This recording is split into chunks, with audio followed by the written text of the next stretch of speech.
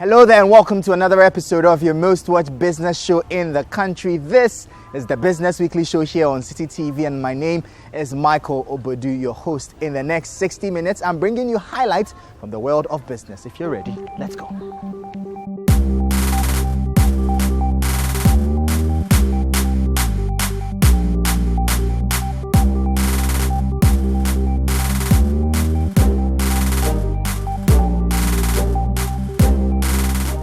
Based on the law, the president is expected to deliver a message on the state of the nation to Parliament at the start of each session and before the dissolution of Parliament. Some industry players had, ahead of the presentation, stated key policies they hoped would feature in the delivery. Here are some of them. As the president is expected to deliver the State of the Nation address, the Chamber of Petroleum Consumers Ghana says it expects further clarity on the gold for oil policy.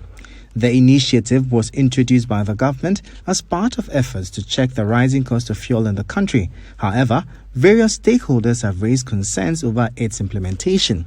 Speaking to Citi Business News, Executive Secretary of COPEC, Duncan Amoah, stressed that clearing up the ambiguities of the policy is critical to ensuring its success. One would also expect the government to come clear on the Gold for Oil program, which seem not to have any particular blueprint. People have asked very relevant questions. When you ask the institutions involved, they direct you to the next institution because they do not have answers. Is it simply a matter of giving Bank of Ghana money to boss to trade? That we would think should be causing a lot of problems for all of us. And so we'll be very happy to hear Mr. President come clean on what exactly the government is doing with this Gold for Oil program and what Ghanaians should expect if there are any contractual lines that we need to be made aware of, how we've selected people to supply us products. We think that the president will be in the best position to speak to these matters that the public and civil society actors have been asking critical questions of lately. Meanwhile, the Vehicle and Asset Dealers Association is calling on President Akufo-Addo to address what they describe as overbearing taxes imposed on importers at the country's ports. VADAG members lament that the high duties they are slapped with at the port is crippling their businesses and are expecting that the president will speak to these concerns in his address to the nation on Monday, March 7. We expect the president to talk about the duty increments. A lot of tax components have been placed on our duty, and as a result, it's killing our businesses.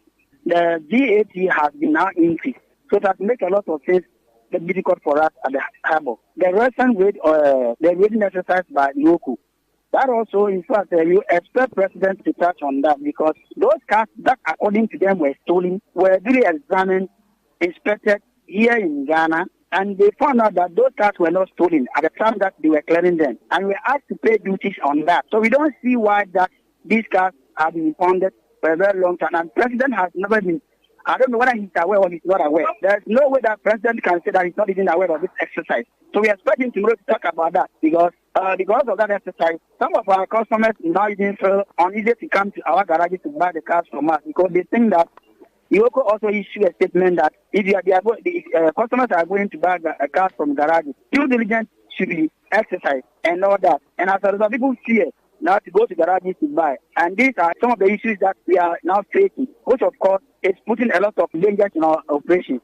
In a related development, the Traders Advocacy Group Ghana is calling on the president to announce a pegging of the dollar rate used in calculating duties at the ports in his State of the Nation address. The group says the constant change in the rate poses a major challenge to businesses and makes planning almost impossible. We've been entreating this government, especially the Minister of Finance, to peg the rate because it's making business difficult. Because if the rate is pegged at the various ports, it makes the importer, the trader, work become easy in projecting into the future how much the person is going to pay as duty. Because me going to bring our stuff, I don't even know the rate that they will use in calculating the import duties. You get it? So we are pleading. I don't even see the reason why this thing, we've been talking about this thing since 2017. Just peg the rate. Let's do it quarterly. Beginning, we are wishing for even a year. But if you can't do yearly, let's start with quarterly. Every quarter, if I know the rate is around even 9 to $1, 9 cedis to $1, then in going out, I can prepare. And if that is done, believe you me, even some traders are even willing to pay the duty before the goods comes here. You've heard varied expectations, but then what was the outcome? We have put together highlights of the President's State of the Nation address, which focused on the domestic debt exchange program, the goal for oil policy, the International Monetary Fund bailout, among others. President Nana Addo Dankwa Akufo-Addo has justified the goal for oil policy, arguing that it was timely to save the country from the spiking fuel prices at the pumps. The Vice President, Dr. Mahamudu Bawumia, had previously announced a program to enable the government to pay for imported oil products through direct barter using gold purchased by the central bank. This move aimed to help the bulk oil distribution companies tackle the forex challenge. Speaking during the State of the Nation address, President Akufo-Addo said the policy has already shown positive results throughout the country. We have already seen some success on both fronts, with the price of US dollars and petroleum products falling since we announced the policy and began to implement it. The average price of petrol at the pump, which had risen to 20 cedis a litre in the middle of December 2022, is now 13 cedis and 80 pesos a litre. The price of diesel had risen to more than 23 cedis and 70 pesos a litre, and is now selling on the average at 13 cedis and 80 pesos a litre, which is a reduction of almost 10 cedis a litre. We expect this trend of falling fuel prices to reflect soon in our daily lives, since transport fares affect the price of everything. President Akufo-Addo further expressed confidence that Ghana would secure a deal with the International Monetary Fund by the end of the month. He cited the cooperation of external creditors regarding debt forgiveness as a crucial factor in achieving this goal. We're also making progress on the external debt negotiations since the government announced an external debt service suspension on 19 December 2022 for certain categories of external debt to ensure an orderly restructuring. This suspension is an interim emergency measure toward a comprehensive external debt operation which will contribute to the restoration of our debt sustainability in line with our request for debt treatment under the G20 Common Framework. I want to express our appreciation to members of the Paris Club and to the People's Republic of China for the cooperation they have so far exhibited to us in attempting to reach an agreement and in their attempt to establish an official credit committee. We look forward to their fast-tracking the needed financing assurances for IMF approval. We are confident that with their cooperation, we will reach our March deadline for going to the fund. The president also reiterated government's commitment to honor payments of coupons and maturing principals of bondholders. This follows failure of the government to do so on bonds that were not tendered in during the domestic debt exchange program but matured afterwards. I want to take this opportunity to thank organized labor, pensioners, pension fund managers, the Ghana Association of Banks, the Ghana Securities Industry Association, the Ghana Insurance Association, the Individual Bondholders and Retirees Forum, and all others who have contributed to make the domestic debt exchange program a success. Mr. Speaker, I know it has been said over and over again in the past weeks, but the voluntary nature of the DDE program bears repeating, as is the fact that the government is committed to honoring all coupon payments and maturities in respect of both old bonds and the new bonds, in line with government fiscal commitments. Meanwhile, commenting on the electronic value-added tax VAT system, President Akufo-Addo indicated that the initiative, since its introduction, has led to significant increase in revenue collection. The e-VAT is an electronic means of issuing VAT receipts or an electronic invoicing system for VAT-registered businesses. It was rolled out by the Ghana Revenue Authority last year, and already the authority's task force has arrested some shop managers in Accra for allegedly evading the tax system. And overseen an improvement in revenue collection with the introduction of an e-VAT and e-invoicing system. For example, figures from 19 tax-paying companies onboarded onto the e-VAT system reveal total recorded monthly sales increasing from 222 million cedis in November 2021 to 720 million cedis in November 2022. Again, in December 2021, total monthly sales of 284 million cedis also saw a huge increase to 1 billion cedis in December 2022. The Population and Housing Census Thematic Report on Migration 2021 has been very revealing and has highlighted that youth unemployment remains a major concern in the country. According to the report, the number of Ghanaians leaving the country to other parts of the world for employment continues to increase, with their youth being the dominant group. You will find statistics are rather alarming.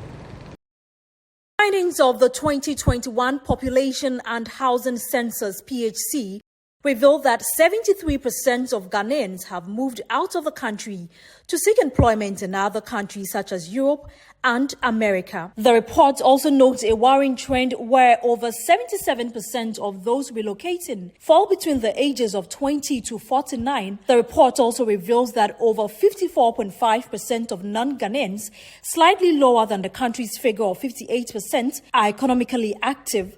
About 3 in every 4 non-Ghanaians, constituting 76.2%, are concentrated in 3 occupations, namely services and sales at 34.0%, skilled agricultural, forestry and fishery at 25.0%, and crafts and related trades constituting 17.2%.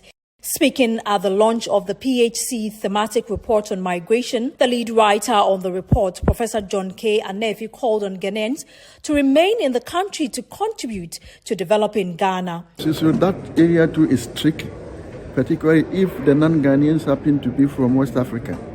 Then here we are with ECOWAS, the ECOWAS protocol, and we also have the Business Promotion Act, which regulate who can work in the country and who cannot work in the country.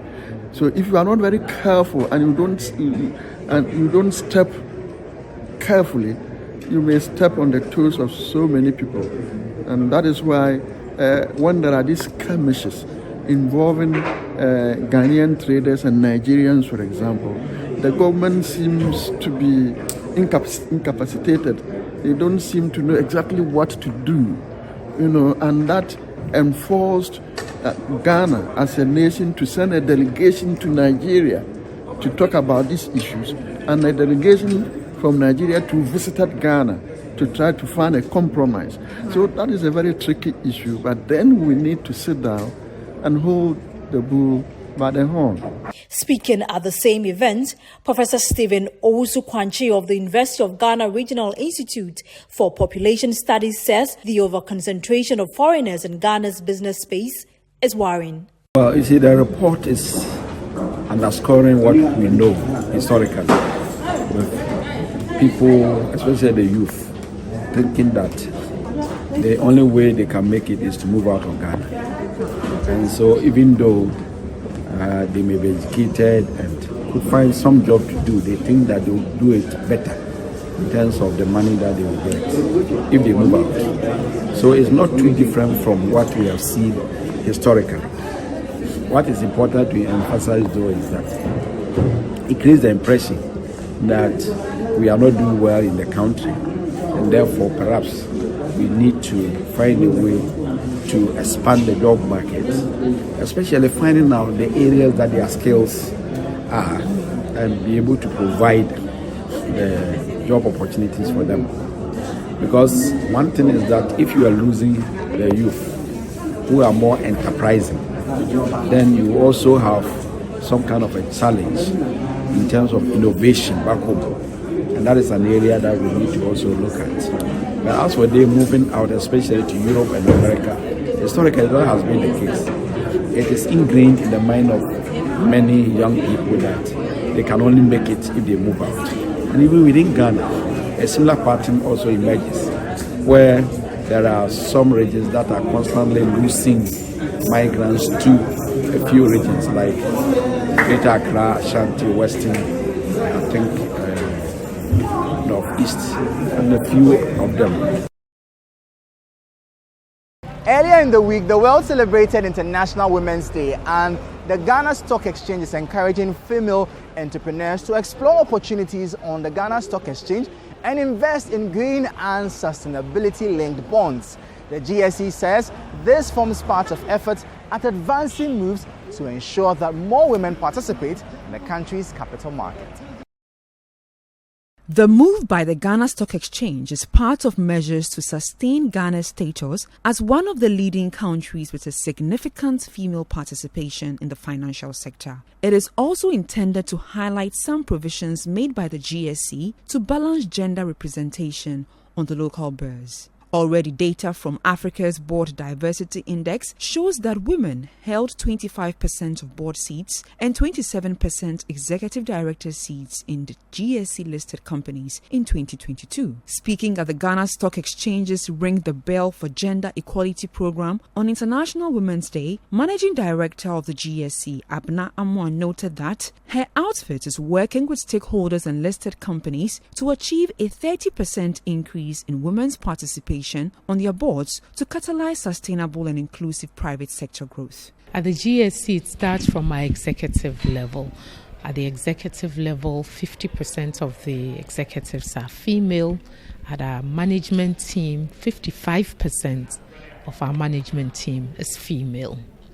And we're working through that throughout our organization. But it's important for us because of where we stand as a mouthpiece for the private sector, that we engage with them so that the companies that come and list on our markets also take this into account.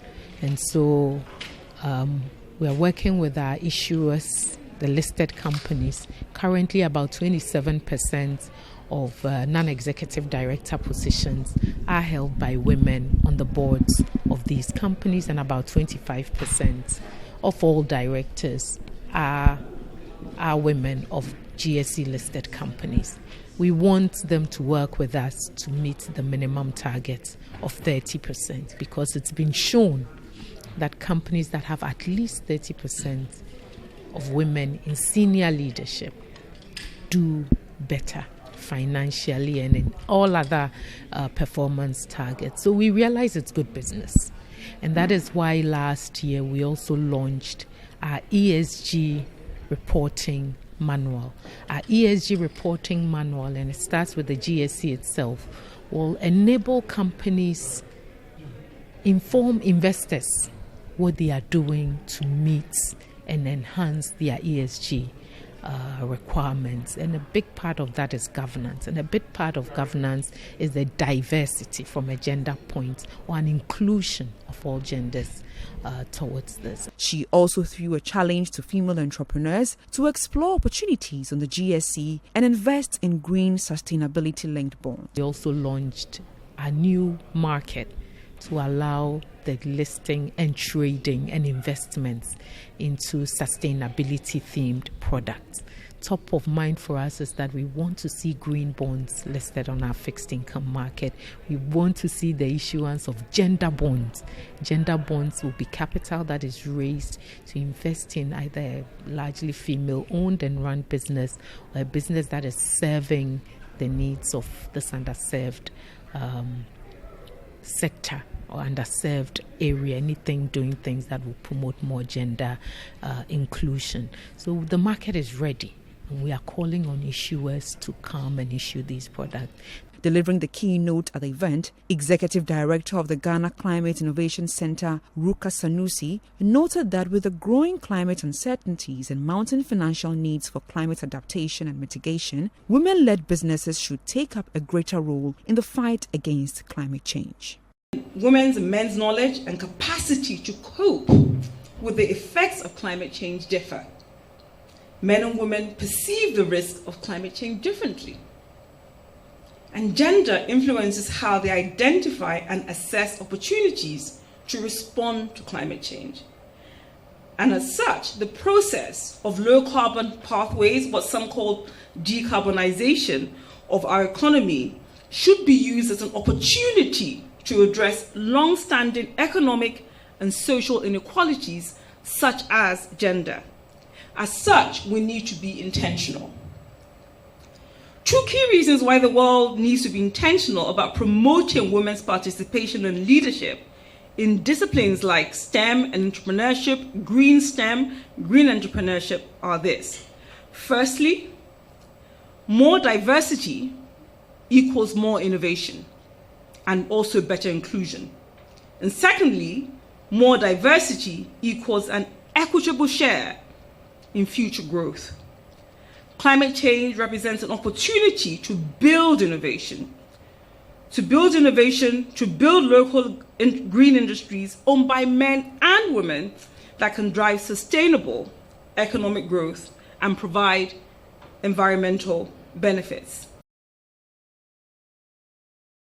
For a country that still has challenges with food security, post-harvest losses remains a major issue that needs to be addressed urgently. Ghana loses about 50% of its food harvest to such issues. The Denmark ambassador to Ghana believes a stronger partnership between Danish and Ghanaian businesses can help find feasible solutions to the phenomenon. Sustainable Development Goal 12 Indicator 3 aims to reduce food loss along production and supply chains. Globally, it is estimated that 1/3 of food produced is lost or goes to waste, which worsen the situation for poverty levels, food security and climate impact. In Ghana, agriculture remains the main economic driver, but the post-food losses has recorded a surge. Speaking on the sidelines of a food security seminar organized by the Danish Embassy in Ghana, the ambassador Tom Nureg called on stakeholders to help tackle the food wastage through partnerships that will ensure a win-win situation for both Ghana and Denmark. What we are talking a lot about is to create partnerships, strong and lasting partnerships. This can be both public-private partnerships and private-private partnerships, where we try to look at the issues at hand. In this case, we're very much looking at the reality of food loss in Ghana, which is that we have a terrible loss of about 50% of all food that's produced here is actually lost. Now that's terrible. That's a big waste. It's a big cost for the producers, for the farmers, and it's actually a big cost at the end for the consumers, because you have to produce the double amount of produce in order to get to the consumers, which automatically means that the price is going to go up on the products. So we want to reduce that food loss. We also want to do it from a more general perspective, because we're in a situation where the planet is bleeding, you could say. We have the real consequences of climate change, and also here we can contribute to reducing the consequences of climate change. One of the things that we are saying very much is that we believe that these kinds of partnerships create real ownership on both sides, both, let's say, the person that, or the company that brings in the solutions and those who use the solutions, brings in real partnership and ownership, because both parties will have ownership. And through that ownership, we will create long-lasting solutions, thus sustainable solutions. On his part, the Executive Director of Agri-Impact and ASNAP, Dan Akwe, gave a highlight of the study which depicts the quantum of losses recorded in the food value chain in Ghana. After the research, then we realized that if you take tomato, yam, mango, citrus, and chilies, with the areas that we perform the analysis, the food loss was about $1.9 billion per annum. The commonest or the highest one was yam, and we're surprised that the food loss of yam was over $560 million per annum. The post-harvest loss of yam alone was about, mango was over $300 million. And if you take tomatoes alone in Greater Accra region, not the whole country, Greater Accra region, post-harvest loss of tomato was estimated at over $60 million per annum. What we don't do well is how do we profile our challenges into investment opportunities, because all these that I've said, I will not even call them as challenges. I call them as investment opportunities. Because we keep talking about challenges, but if someone should invest in cold chain, of course, we've done all the analysis. You know how much investment will be required, what will be the return on your investment. So this is an investment opportunity. Dr. Jan Ansa, a director at the Crop Service Directorate of the Ministry of Food and Agriculture, gave a wrap of government's intervention to curb the instances of food losses in the food value chain. I believe you have all heard of 1D1F, one district, one warehouse. Government has put up some warehouses. But the problem is that the management of the warehouses is where we've got into. We want the private sector to really manage the warehouses. All things being equal, you see that when government is managing infrastructure, it's not the best. They really don't do well. I must mention that. So we want the private sector to really come in and then manage these warehouses that are being put up. I think about 60% is completed, and the 40% they are in various stages of completion. Then bulk purchases for school feeding program. This is what comes to mind is NAFCO, the National Buffer Stock Company. We really have to resource them, because when you bulk, you feed the schools. I mean, our institutions like the prisons, the hospitals, and things like that. Bulk buying. It takes a lot of the food out of the system. It reduces the losses. Then improvement in processing infrastructure. One district, one factory. This one too boils with the private sector. For me, the private sector should be the way to go. Still in the agricultural sector, and as part of efforts towards improving the country's food security systems, government is being encouraged to make the sector friendly and attractive to the youth. But access to land and finance remain major factors preventing young people from entering into farming and other sectors of agriculture, and all these limitations must be addressed.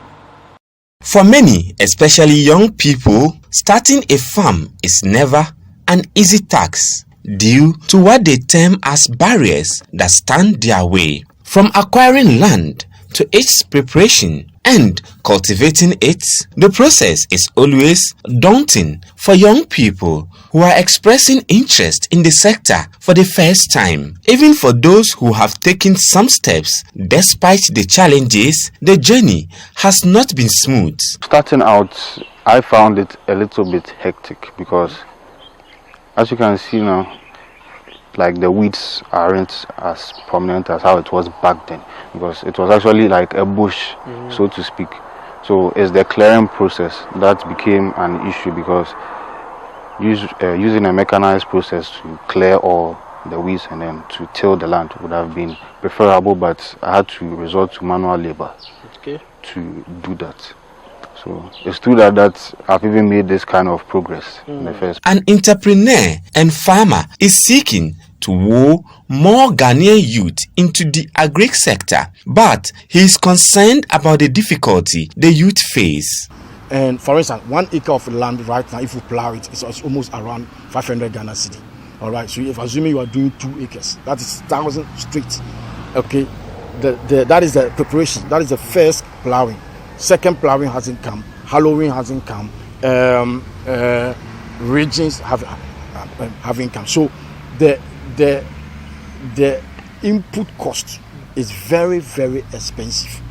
But that is where development partners, government agencies people who want to show interest, making sure that these young guys take up the aspect of agriculture entrepreneurship very serious. If we come and aid them in that aspect, I'm sure that they'll be able to do.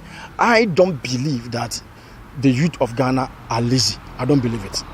They are very industrious. They are people who are eager to do something for themselves. But the challenge they have is that they need to be helped to be able to come up to a certain level. A recently held maiden edition of the Ghana Youth Agric Summit brought together entrepreneurs in the sector and policymakers to discuss challenges and solutions in agriculture. Reverend Evans Tremensa, convener of the Ghana Youth Agric Summit, spoke about the success chalked so far. We've had a great engagement with the young people all across the country. What we've done so far is that we've been able to do a lot of inspections of their farms, lands. Some of them too, they didn't get land, so we had to engage the landowners, chiefs, and opinion leaders in the various communities. Apart from that, we have also done capacity building. Mind you, the Agric Web that organizes the summit is an incubator organization that would startups and bring up young people to have their own businesses. So we have been able to engage more than 300 in training. Apart from that, we have personally set up about 20 of them in their own agri-businesses that are running right now. I'm speaking to you. The success story is that it's not just only a conference where we talk and drive the advocacy, but the advocacy must translate into tangible works on the ground. He also spoke about future interventions being rolled out to help the youth fully venture into the agric sector. This year, on the 1st of April, we are having the second edition of the Ghana Youth Agric Summit at KNUST. I'm expecting more than the number that we had last year. I'm also expecting to see that those who have braved that kind of challenges and they have been able to establish their farm enterprises to come and showcase to everyone and to the whole world that this is what happened when I came last year. This is how my life had turned out to be, and in the positive way, of course. So, and that one alone will inure to the benefit of all of us. It will also encourage those who are aspiring to go in, and then more importantly, it will drive that narrative for everybody to see the value in the agriculture sector, that the sector is not dying. That is where we have a lot of advantage. That is where we can leverage a lot in building the food security and safeguarding the food sovereignty of our country. And I think that it's going to be a very great meeting, and I expect everyone to be there. For most young people, the government has a major role to play in making the sector more attractive for the youth.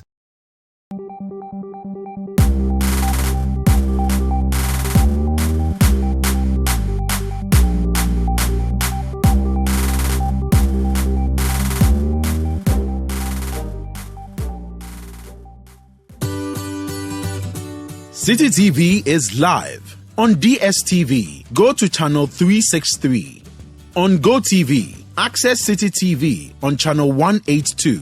On a digital TV, please press the menu button on the remote control and run a new search on your TV. Take note that without an antenna, you cannot access Citi TV on your television. Citi TV can be accessed on a free-to-air digital box like the GoTV and Star Times box. Citi TV, it's your world.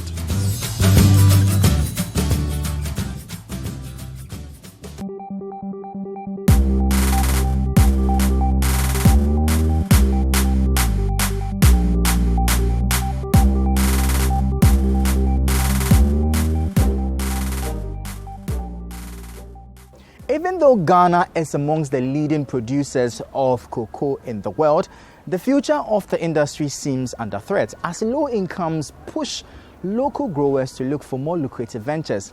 Research by civil society organization Oxfam shows that the living standards of cocoa farmers in the country keeps declining, with over 90% living in poverty. This is quite worrying, especially if the country is bent on achieving its production capacity for the year. Cocoa production has been the backbone of the Ghanaian economy for several decades now, with the commodity accounting for about 30% of the country's total foreign exchange earnings. In 2022, cocoa in Ghana was forecast to contribute 3.41 billion Ghana cedis to the country's gross domestic product, GDP. The golden pod, as it is sometimes called, is also expected to account for over 4 billion of GDP by 2025. Despite the enormous contribution of the golden pod to the economy, the farmers who cultivate the cash crop are one of the poorest in the country.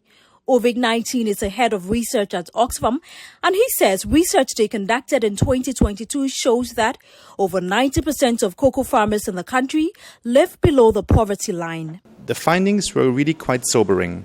90% of farmers told us that they were today worse off than they were 3 years ago, considering their incomes. We found a significant decline in production by cocoa farmers over the past 3 harvesting seasons, and also just an explosion in costs of production across cocoa communities.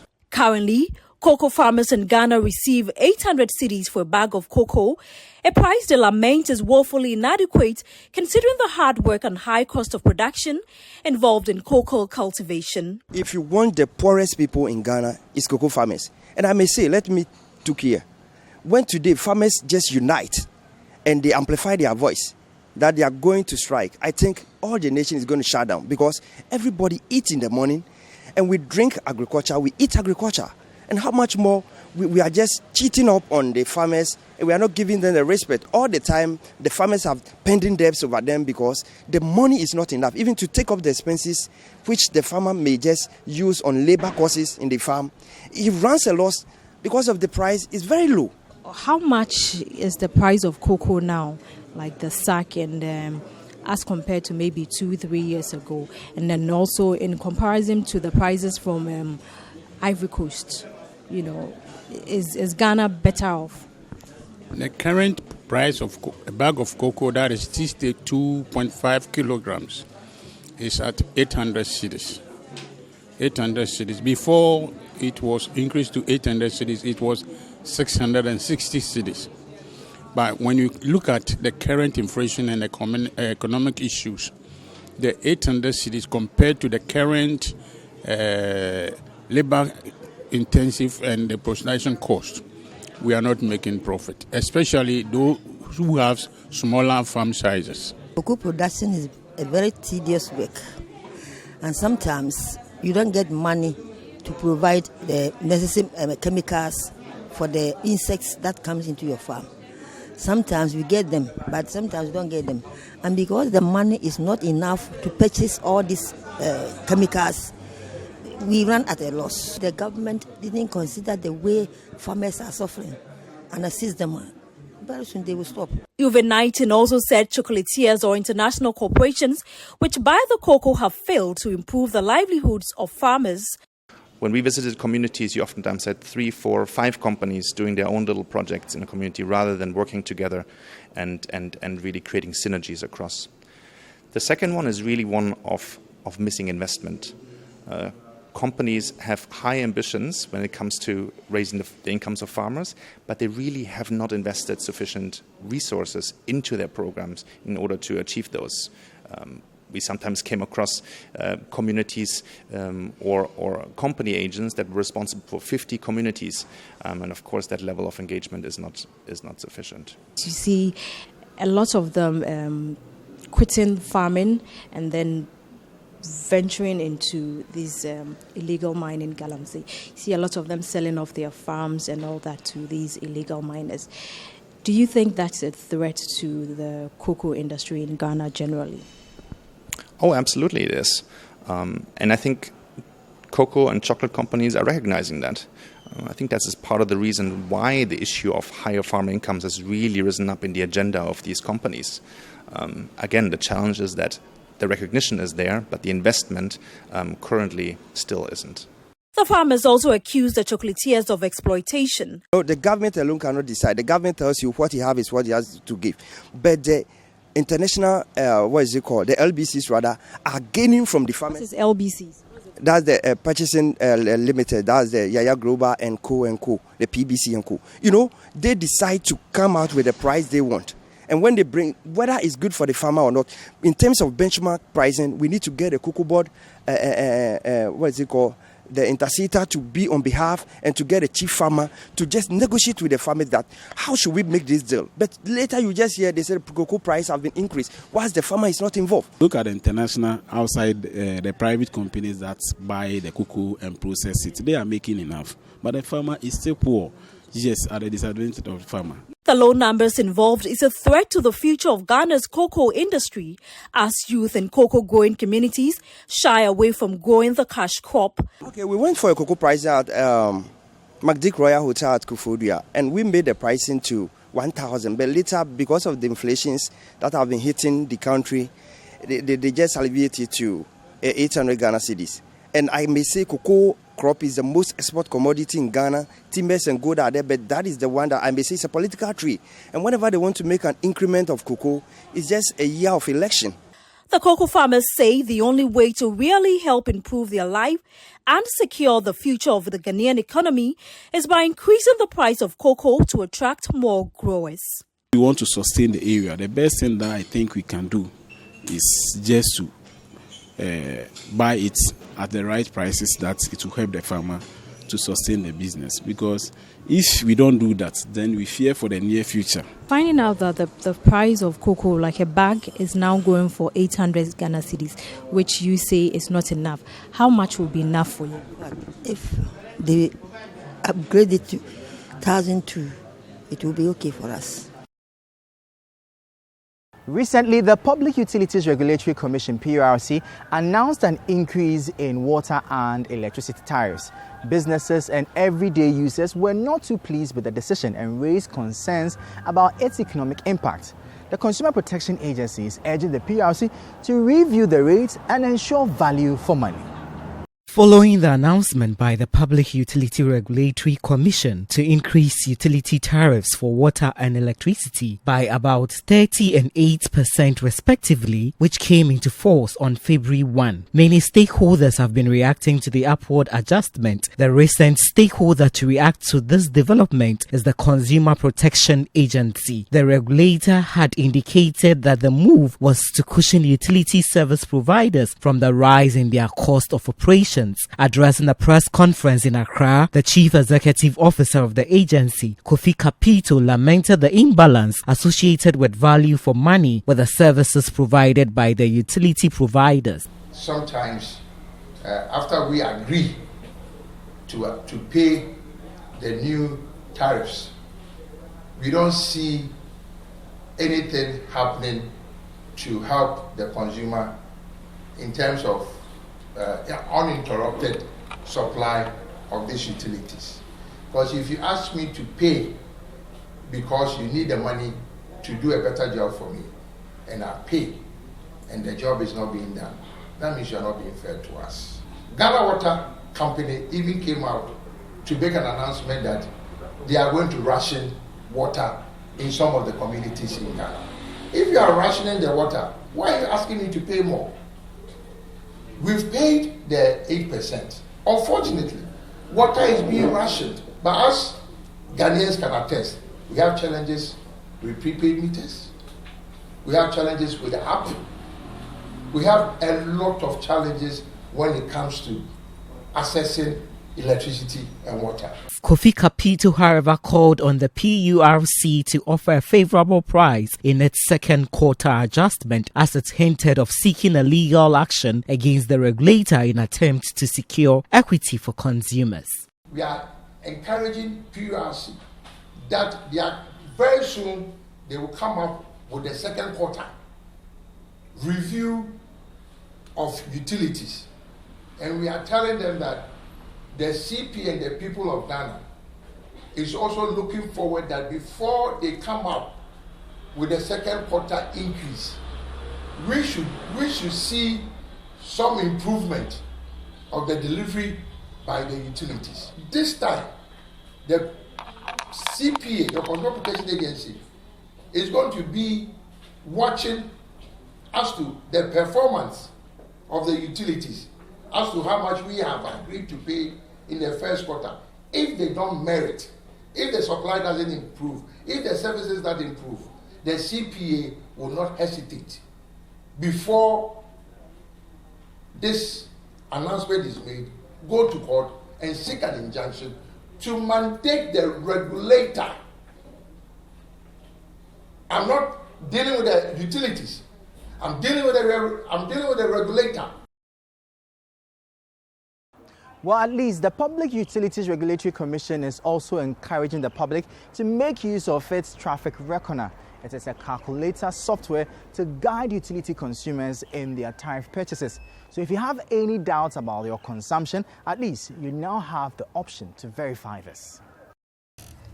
The Maiden Consumer Service Clinic, organized by the PURC in Sunyani, was well attended by the public. It was also to offer an opportunity for consumers of water and electricity to know the mandate of the PURC and also get some questions answered by the representatives from the utility providers, namely Ghana Water Company Limited and Northern Electricity Distribution Company, NEDCO.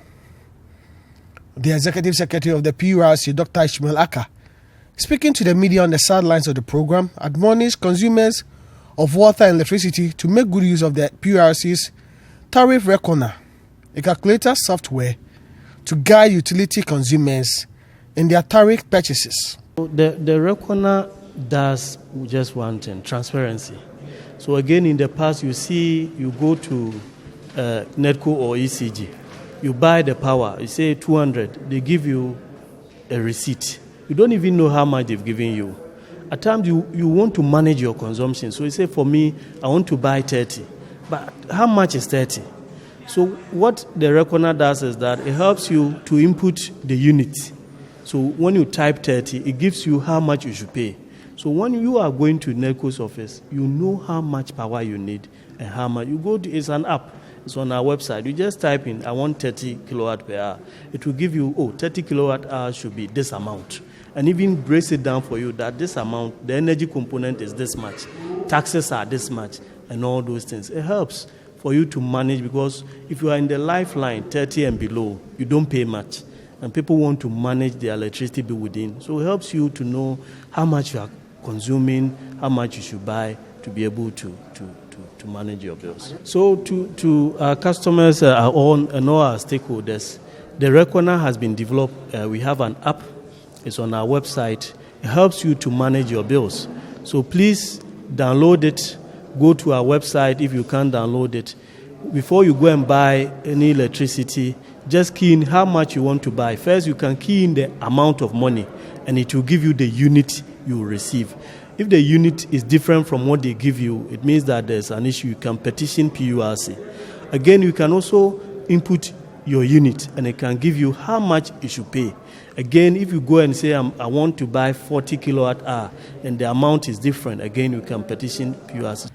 The PURC regional manager for the 3 regions of Bunu East and Afro regions, Patrick Nana Osei Entry, noted that his outfit was able to settle some complaints between consumers and service providers in 2022. I know that last year we received a total of about 1,076 complaints from both utilities, and out of that we were able to resolve about 1,062 of those complaints for the year 2022.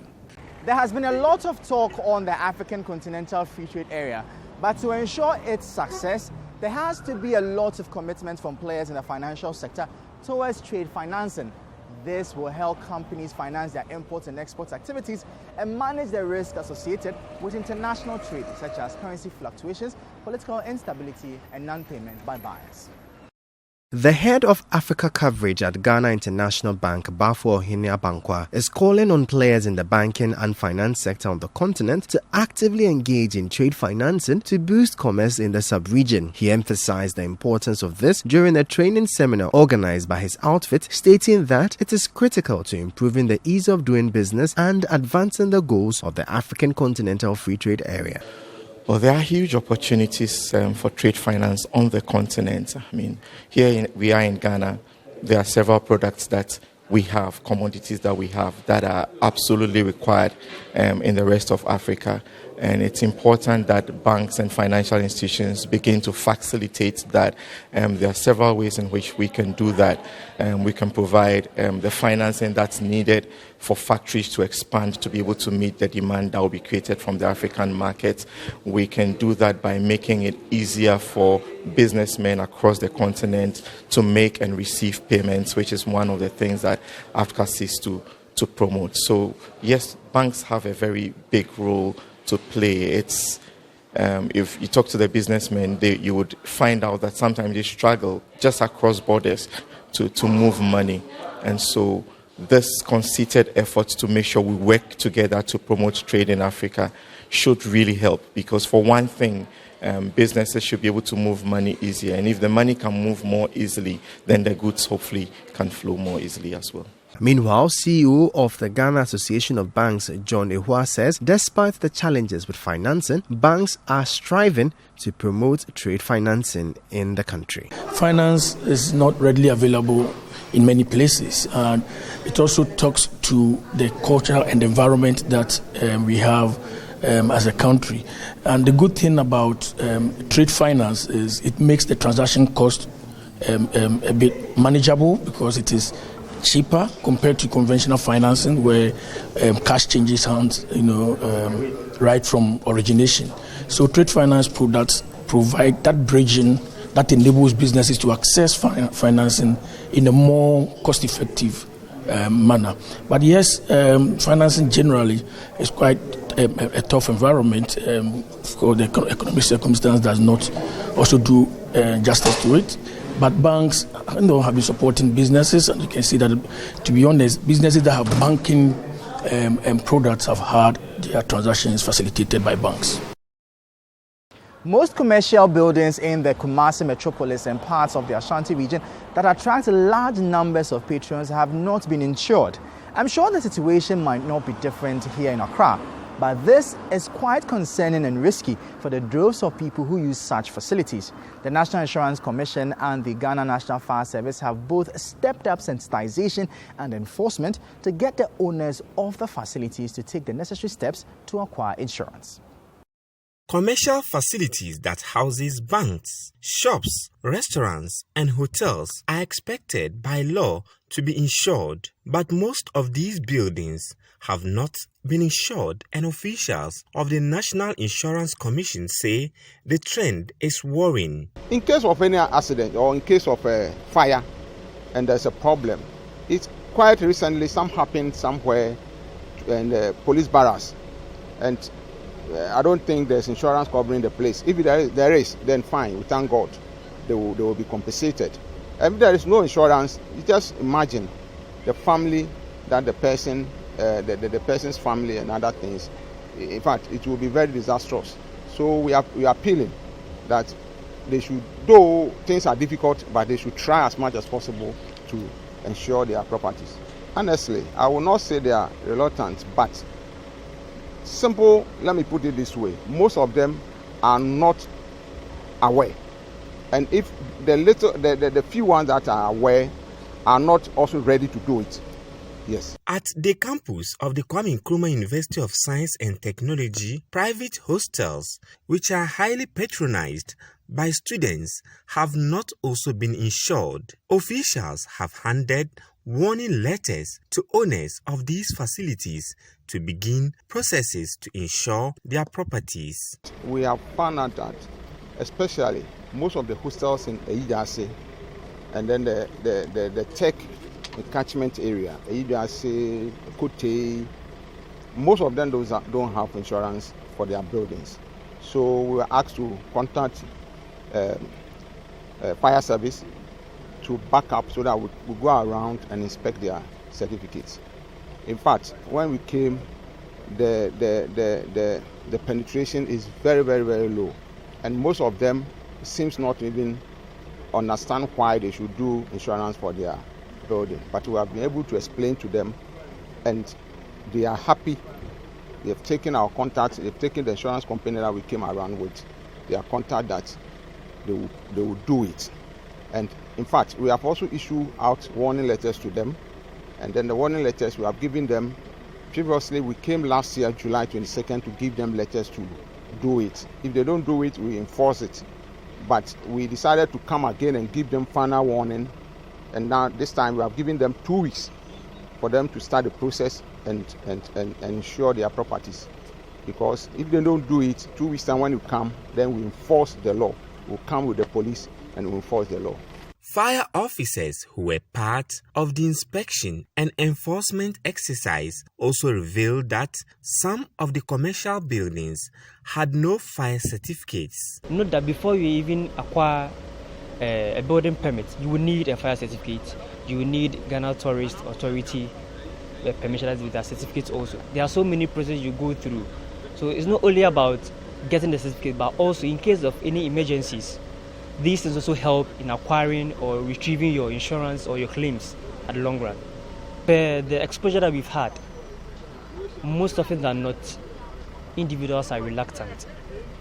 That is what I would say. And some, you will educate them, they will grasp the education, they will accept it. But for them to move out from their homes to the offices for the certificate to be done for them, it becomes a problem. So I believe that we've done our part in educating the public, the general public, about our fire certificates.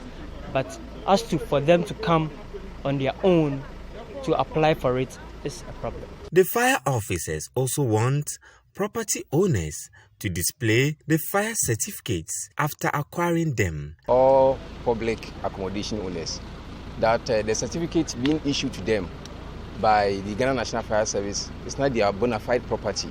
So they should not lock them up, but they should display, because we have a portion under our LI 1724 that even hiding such fire certificate is an offense. And for that matter, they should try as much as possible to display them for inspectors to have access to this fire certificate when they come for inspection. Some of the commercial buildings have, however, been insured and had their fire certificates displayed.